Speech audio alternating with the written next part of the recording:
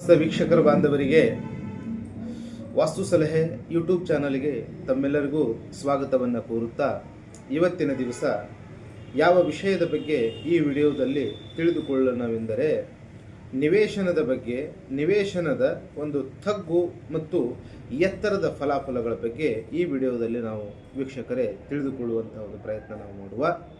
ವಿಶೇಷವಾಗಿರುವಂಥದ್ದು ತೆಗ್ಗಿನ ಫಲಗಳ ಬಗ್ಗೆ, ಅಂದರೆ ಈಶಾನ್ಯದ ಒಂದು ತೆಗ್ಗಿನ ಫಲ ಯಾವ ಥರ ಇರ್ತದೆ, ಅದರ ಫಲಗಳು ಯಾವ ಥರ ನಮ್ಮ ಜೀವನದ ಮೇಲೆ ಪರಿಣಾಮಗಳು ಬೀಳ್ತದೆ ಅನ್ನುವಂಥದ್ದು ಈ ವಿಡಿಯೋದಲ್ಲಿ ನಾವು ವೀಕ್ಷಕರೇ ತಿಳಿದುಕೊಳ್ಳೋಣ.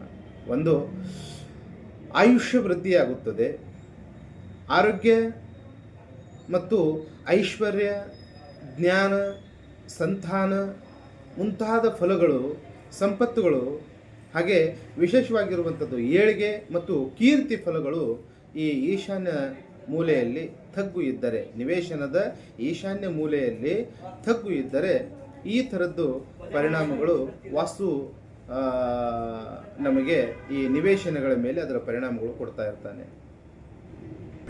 ಅದೇ ರೀತಿಯಾಗಿ ವೀಕ್ಷಕರೇ, ಆ ಈಶಾನ್ಯ ಮೂಲೆಯು ಎತ್ತರವಾಗಿದ್ದರೆ ಅದರ ಫಲಾಫಲಗಳ ಬಗ್ಗೆ ನಾವು ಸ್ವಲ್ಪ ತಿಳಿದುಕೊಳ್ಬೇಕಾಗ್ತದೆ.